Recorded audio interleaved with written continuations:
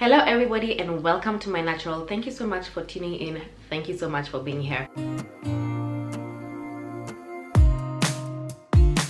Right now, because of the situation that we're in, I mean, we're in the middle of a pandemic, chances are you're trying to reach out for skincare that you can find in the kitchen. In the recent years, there's been a lot of DIYing, making your own masks at home, trying to use natural products in your kitchen to do your skincare.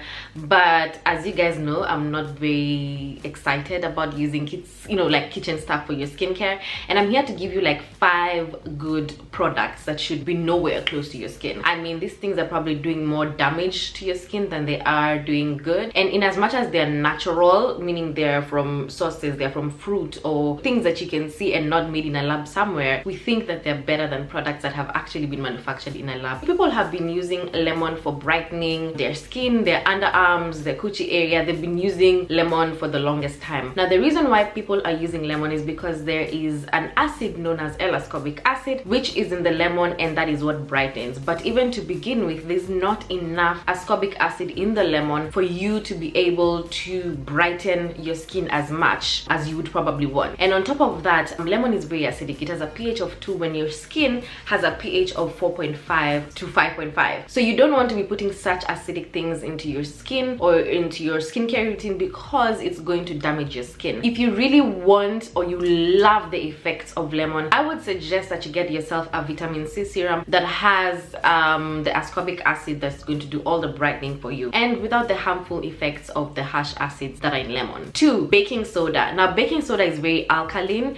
and if you have watched the African black soap IGTV video, you can go look for it on my profile. You know why alkaline products are not good for you. They will actually destroy your acid mantle, and your acid mantle is what keeps the moisture and the hydration in and the toxins and the bacteria out. When you use something that's very alkaline, for example like baking soda which has a pH of 9, you end up destroying that acid mantle, and then you end up destroying basically your skin lining, and your bacteria can come in very easily and your moisture goes out very easily. So you're probably gonna have very dry skin that is probably breaking out. You do not want to be using baking soda on your face. 3, apple cider vinegar. A lot of people believe that apple cider vinegar is very good for toning your skin. I choose to disagree because of how acidic it is. I mean, even if you were to look at something as acidic as glycolic acid, it has a pH of 3.8, and that's quite close to the pH of 4.5 of our normal skin. Even if we're using acids on our skin, we're not using harsh acids on our skin like apple cider vinegar and lemon. Once again, the same explanation I've used for lemon is the same exact reason why you should not be using apple cider vinegar. 4, coconut oil. Guys, if you guys know me and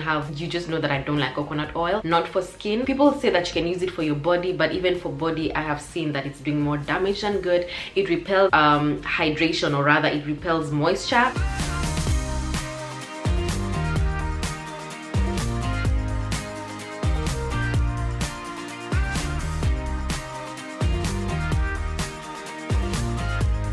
Take some coconut oil and apply it on the surface of maybe your hands or wherever, and then put it under water. You will see that your skin actually has droplets and that no moisture is actually going in. And this is how you know, even if you have dry skin, coconut oil is not gonna help you at all. On top of that, coconut oil is very comedogenic. It's really number 4 out of 5 on comedogenic rating, and the rating is only 5 ratings. And the comedogenic scale is basically a scale that tells you how likely a product is to break you out and clog your skin. So that means when you're using coconut oil on your face or on your skin, you have an 80% chance of breaking out when using it. So sometimes people ask, coconut oil is comedogenic, can I please use it to remove my makeup? No honey, don't use it to remove your makeup. There's other oils, for example almond oil, that I've seen that works very well on my skin. Particularly my skin loves sweet almond oil.